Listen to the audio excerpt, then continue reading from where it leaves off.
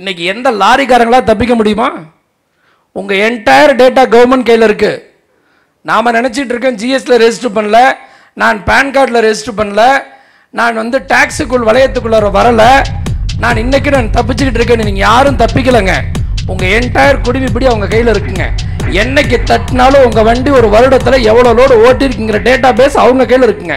ஜிஎஸ்டியில் இன்னைக்கு வந்து உலகத்திலேயே எங்கேயுமே இல்லாத வந்து பார்த்தீங்கன்னா இந்தியாவில் மட்டும்தான் மாநில வாரியா ஜிஎஸ்டி நம்பர் ரெஜிஸ்ட்ரேஷன் இருக்கு. 12% எஃப்சிஎம் வச்சுக்கலாம், 5% ஆர்சிஎம் வச்சுக்கலாம், 5% எஃப்சிஎம் நான் இன்புட் கிரெடிட் வச்சுக்கலாம், எக்ஸம்ஷன் வச்சுக்கலாம். ஜிஎஸ்டியை ரெஜிஸ்டர் பண்ணாமலும் வெறும் டிரான்ஸ்போர்ட் ஐடியும் வச்சு ரன் பண்ணலாம், அந்த டிரான்ஸ்போர்ட் ஐடி இல்லாமல் கூட ரன் பண்ணலாம். ஆனால் இதில் ஒரு கூட்டம் வந்து பார்த்தீங்கன்னு சொன்னால் நம்ம எஃப்சிஎம்ஏ வேணாங்கிறதுக்கு இப்போ போராட ஆரம்பிக்கிறாங்க.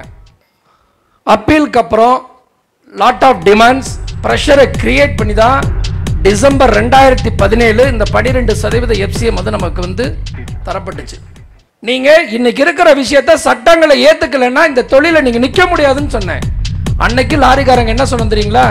எங்களுக்கு ஜிஎஸ்டி வேண்டாங்கன்னு சொன்னோம். அடுத்த 6 மாசங்கள்ல ஈவே பில்னு ஒன்று இன்ட்ரடியூஸ் பண்ணி விட்டாங்க.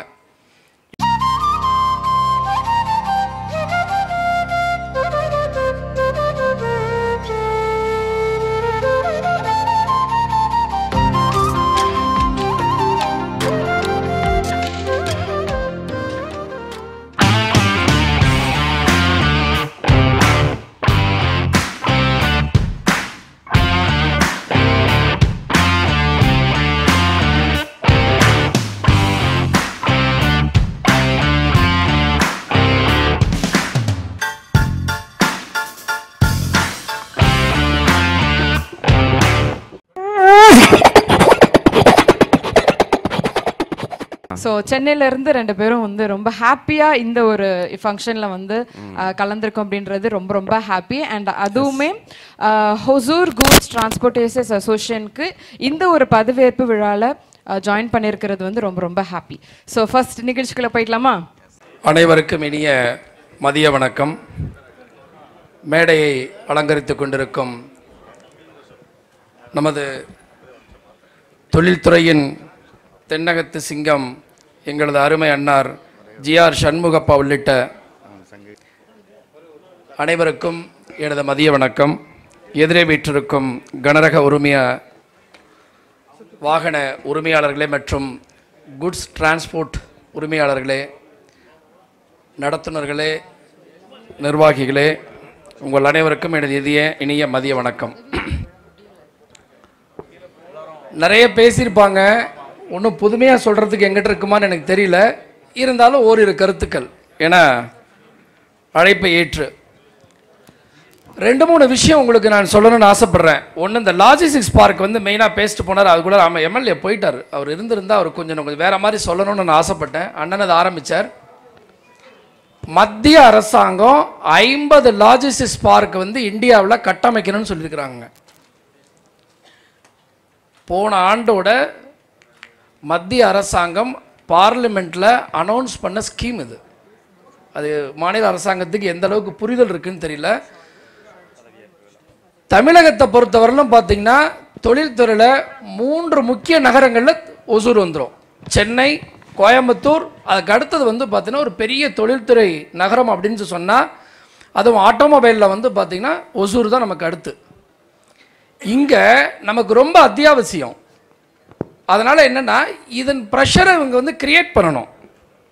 அரசாங்கம், மாநில அரசாங்கம் மத்திய அரசாங்கத்திட்ட வலியுறுத்தி மற்ற மாநிலங்களை கம்பேர் பண்ணல எங்களுக்கு தொழில்துறை ஜாஸ்தி இருக்குது. மகாராஷ்டிராவுக்கு அடுத்து வந்து பார்த்தீங்கன்னா இந்தியாவில் அதிக தொழில்துறை இருக்கிற மாநிலம் தமிழ்நாடு தாங்க. 50ல் எங்களுக்கு 5 கொடுங்கன்னு கேட்டு வாங்கிட்டு வரணும். ரெண்டாவது, லேண்டு நமக்கு அவங்க ஒன்றும் ஃப்ரீலாம் கொடுக்க வேண்டாம், நமக்கு ஒன்றும் அவங்க ஒன்றும் தர வைக்க வேண்டாங்க. அவங்களோட டியூட்டிங்க. ஒரு தேசத்தினுடைய வளர்ச்சி அந்த நாட்டோட உட்கட்டமைப்பில் இருக்குங்க. இந்த உட்கட்டமைப்பை செஞ்சால் தான் அவங்களுக்கு ரெவன்யூ வரும். அவங்க ஏதோ லாஜிஸ்டிக்ஸ் பார்க் கட்டுறதுக்கு லாரிக்காரனோட நலனுக்கு நினச்சிக்கிட்டு இருக்காங்க. அவங்க அப்படி இல்லை. ஒரு லாஜிஸ்டிக்ஸ் பார்க் கட்டுறதுனுடைய பலன் வந்து அந்த ஏரியாவில் இருக்கிற என்டையர் இண்டஸ்ட்ரிக்கு இருக்கு. இதுதான் தனிப்பட்ட முறையில் லாரிக்காரனும் குட்ஸ் டிரான்ஸ்போர்ட் அசோசியேஷனில் இருக்கக்கூடிய உறுப்பினர்களும் டிரான்ஸ்போர்ட்டரும் பைசா சம்பாதிக்கிறதுக்கான இடம் அது இல்லை. அது வசதி. ஒரு தொழில்துறை வளர்வதற்கான ஒரு வசதியை உருவாக்கி கொடுக்கக்கூடிய விஷயம். இதில் அவங்களுக்கு இந்த புரிதலை உருவாக்கணும். நிச்சயமாக வந்து அடுத்த முறை இந்த பிரசிடென்ட் இங்கே இருக்கக்கூடிய நிர்வாகிகள் சந்திக்கும் பொழுது உங்கள் உள்ளூரில் இருக்கக்கூடிய மாவட்ட செயலாளரையோ அவர் வந்து எம்எல்ஏவோ பார்க்கும் பொழுது இதை கோரிக்கையாகவே கொடுங்க.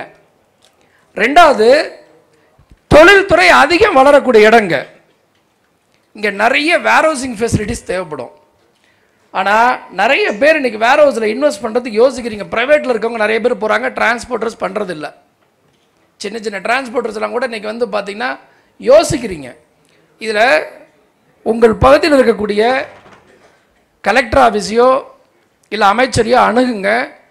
பப்ளிக் ப்ரைவேட் ஸ்கீமில் வந்து பார்த்திங்கன்னா பண்ண முடியும். பப்ளிக் ப்ரைவேட் பார்ட்னர்ஷிப், இது வந்து PPP ஸ்கீம்னு சொல்லுவாங்க. இந்த ஸ்கீமில் கேப் வயபிலிட்டி ஃபைனான்ஸ், இந்த வயபிலிட்டி கேப் ஃபைனான்ஸ், இந்த VGF மெத்தடாலஜியில் அவங்க வந்து நமக்கு ஃபண்டிங் பண்ணலாம். அதுக்கான சப்சிடியும் கொடுக்கலாம். அவங்க எங்கே வந்து வருமானங்கள் கம்மியாக இருக்குதோ அந்த இடத்துல கொடுக்க முடியும். அப்படின்னா ஒசூருக்குள்ளே பண்ணால் கிடைக்குமா? இருக்காது. உங்களுடைய சுற்றுப்புறத்தில் நிறைய உங்களுக்கு இந்த இங்கே வந்து வரக்கூடிய மெட்டீரியல்லாம் கன்சாலிடேட் பண்ணி எடுத்துகிட்டு வரதுக்கான வேர்ஹவுஸை உருவாக்க முடியும். அது இன்றைக்கி நீங்கள் உருவாக்குனீங்கன்னா உங்கள் தொழில்துறை விரிவாக்கம் எப்படி போகுதுன்னு கேட்டிங்கன்னா அப்படியே நகரங்களை கடந்து வந்து பார்த்தீங்கன்னா கிராமங்கள் அப்படியே போயிட்டுருக்குங்க, எண்ட்லெஸ்ஸாக போகுது. நாளைக்கு அதெல்லாம் உங்களுக்கு ஒரு பெரிய ரெவன்யூ ஃபேக்டராக மாறும். ஸோ அது இன்றைக்கி வித்துடுங்க, இன்றைக்கி முயற்சி செஞ்சிங்கன்னா நாளைக்கு அது ஒரு பெரிய ஒரு விஷயமா இருக்கும். உங்களுக்கு அந்த எந்த லாஸ் வருதோ அந்த லாஸை தான் வந்து அந்த வயபிலிட்டி கேப் ஃபைனான்ஸ் ஸ்கீமில் வந்து பார்த்தீங்கன்னா கவர்மெண்ட் காம்பன்சேட் பண்ணி கொடுக்கும். இதை கொஞ்சம் உங்களுடைய ஆடிட்டரோட உட்காருங்க, இந்த டீட்டெயில் எடுங்க. ஏன்னா warehouses very very important to goods transport அசோசியேஷனுக்கு. இன்றைக்கி அது இல்லாமல் நீங்கள் யாரும் ரன் பண்ண முடியாது. ஏன்னா எந்த அளவுக்கு ஒரு தொழில் வளமாக இருக்குதோ அந்த அளவுக்கு அதனுடைய சார்பில் இருக்க எல்லாருமே வாழ முடியும். இதை நீங்கள் மைண்டில் வச்சுக்கணும். அடுத்து நமக்கு ஒரு பெரிய விஷயம் வந்து பார்த்தீங்கன்னா ஜிஎஸ்டியில் இன்றைக்கி வந்து உலகத்திலேயே எங்கேயுமே இல்லாத வந்து பார்த்தீங்கன்னா இந்தியாவில் மட்டும்தான் மாநில வாரியாக ஜிஎஸ்டி நம்பர் ரெஜிஸ்ட்ரேஷன் இருக்குது. உலகத்தில் வேறு எங்கேயுமே கிடையாது. ஒரு நம்பர் எடுத்தால் அந்த நாடு முழுக்க செல்லும். நம்ம ஊரில் தான் மாநிலம் வாரியாக இருக்குது. இந்த மாநிலம் வாரியாக இருக்குது நம்ம தொழிலில் மட்டும்தான் மல்டிபிள் செக்டார் பார்த்தீங்கன்னா பர்சன்டேஜ் இருக்குது. 12% FCM வச்சுக்கலாம், 5% RCM வச்சுக்கலாம், 5% FCM நான் இன்புட் கிரெடிட் வச்சுக்கலாம், எக்ஸம்ஷன் வச்சுக்கலாம். ஜிஎஸ்டியை ரெஜிஸ்டர் பண்ணாமலும் வெறும் டிரான்ஸ்போர்ட் ஐடியை வச்சு ரன் பண்ணலாம், அந்த டிரான்ஸ்போர்ட் ஐடி இல்லாமல் கூட ரன் பண்ணலாம்.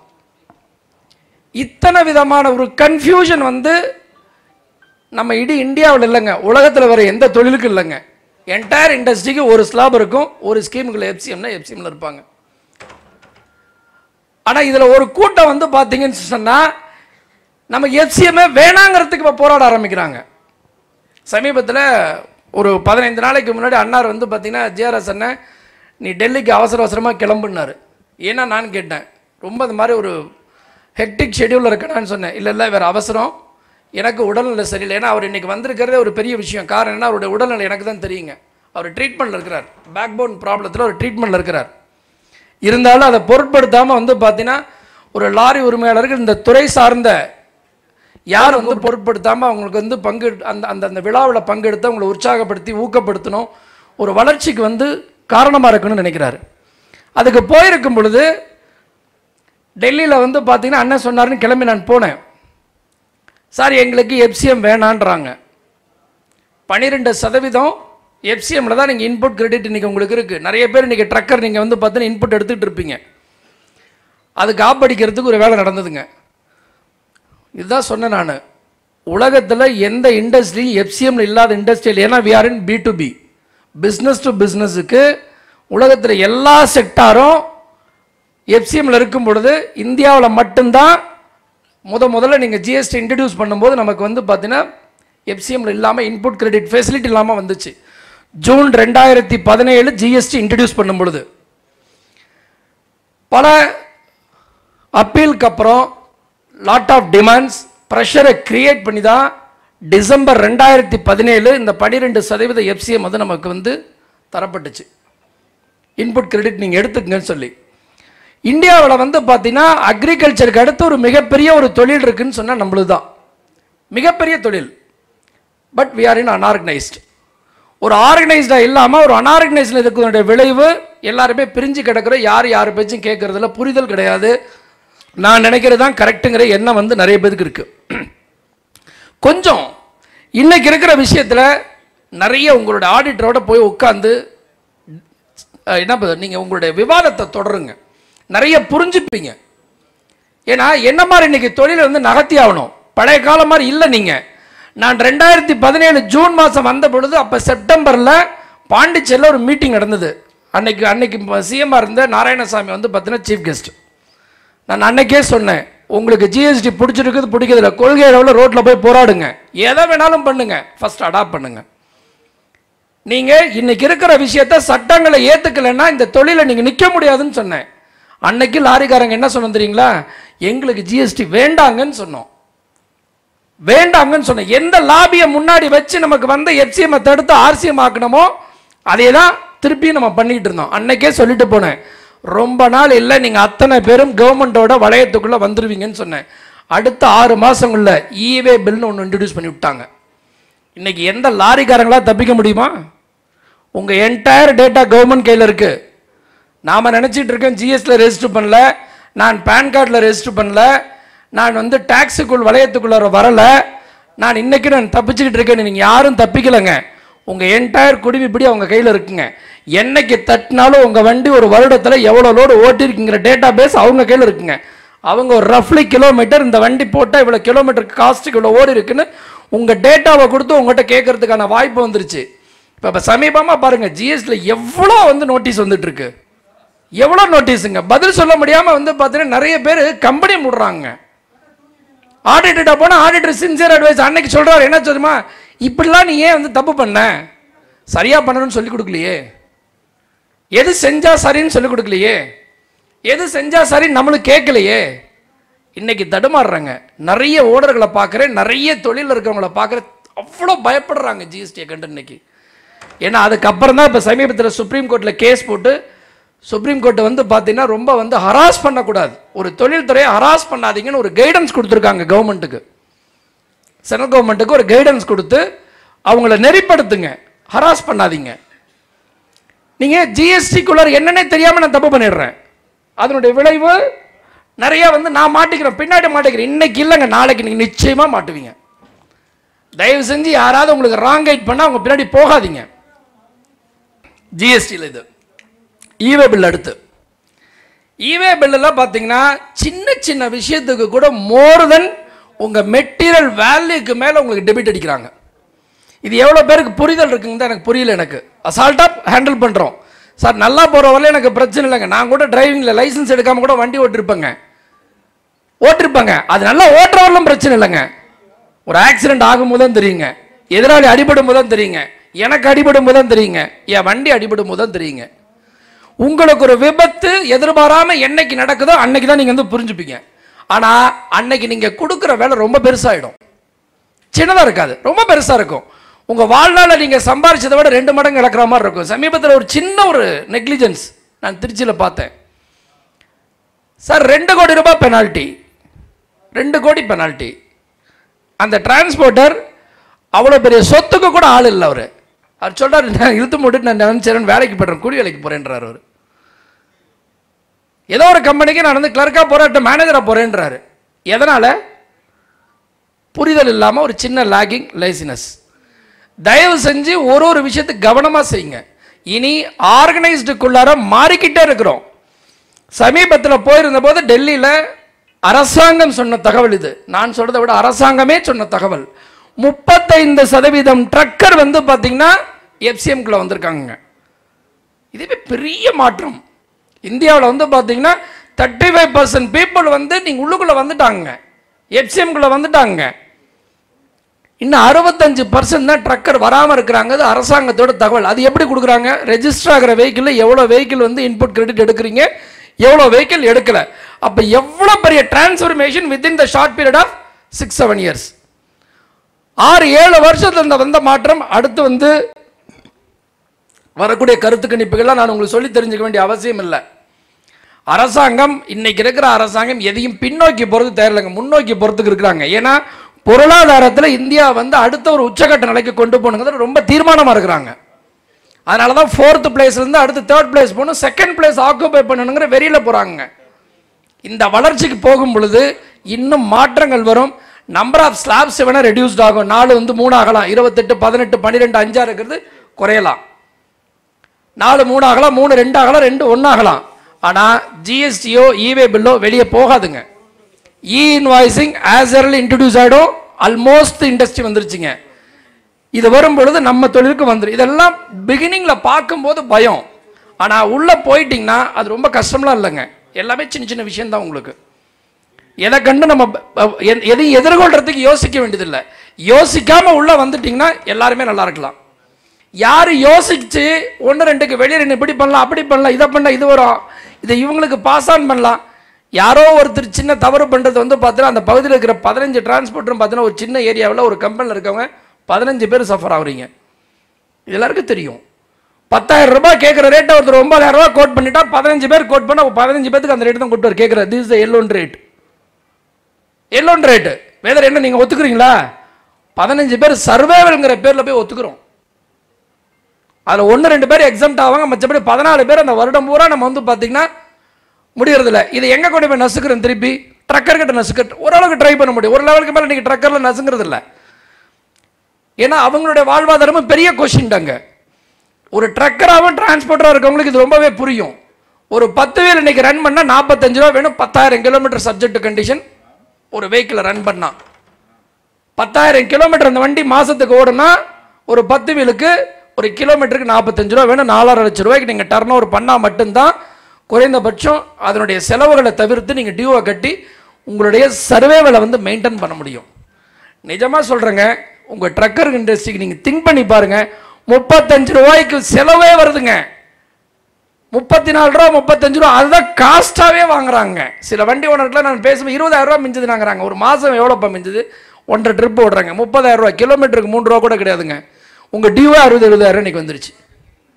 எங்கேருந்து டேக்ஸ் கட்டுவீங்க, எங்கேருந்து இன்சூரன்ஸ் கட்டுவீங்க, எங்கேருந்து அதர் எக்ஸ்பென்சஸ் பார்ப்பீங்க. எஃப்சி என்லெஸ் எக்ஸ்பென்சஸ் பிஹைண்டில் இருக்கு.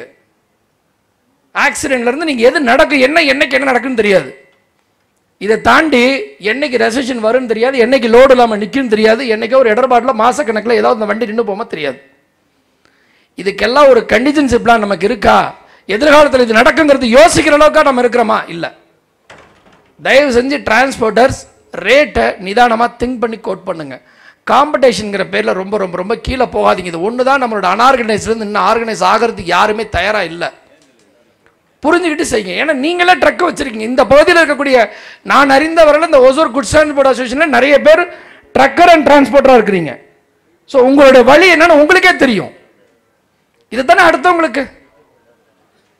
ஸோ தொடர்ந்து நீங்கள் போனீங்க. அடுத்து வந்து பார்த்தீங்கன்னா ஃபைனான்ஸ். எதை தொட்டால் நமக்கு ஈஸி இருக்குங்க, எதை தொட்டால் எனக்கு பிரச்சனை இல்லாமல் இருக்குங்க. எல்லா ஏரியாலுமே ப்ராப்ளம் இருக்குங்க. சார் இன்கம் டேக்ஸுக்குள்ள தயவு செஞ்சு எல்லாரும் உள்ளே போங்க. பக்கா அக்கவுண்ட் சப்மிட் பண்ணுங்க.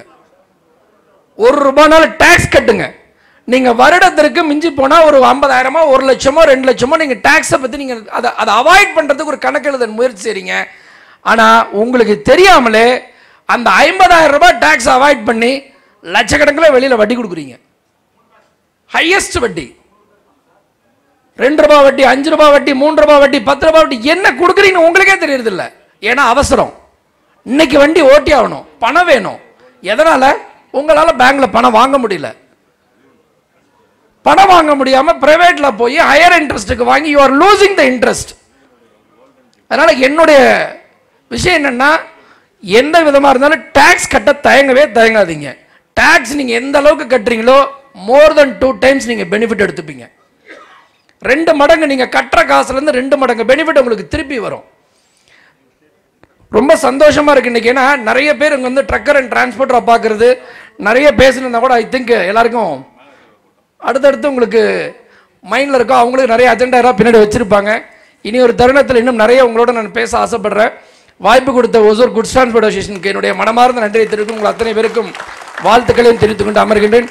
புதிதாக இன்று பதவியேற்றிருக்கும் புதிய தலைவர் மற்றும் செக்ரட்டரி அனைத்து சங்க உறுப்பினர்களுக்கும் என்னுடைய மனமார்ந்த வாழ்த்துக்களையும் நன்றியும் தெரிவித்துக் கொண்டு நன்றி, வணக்கம்.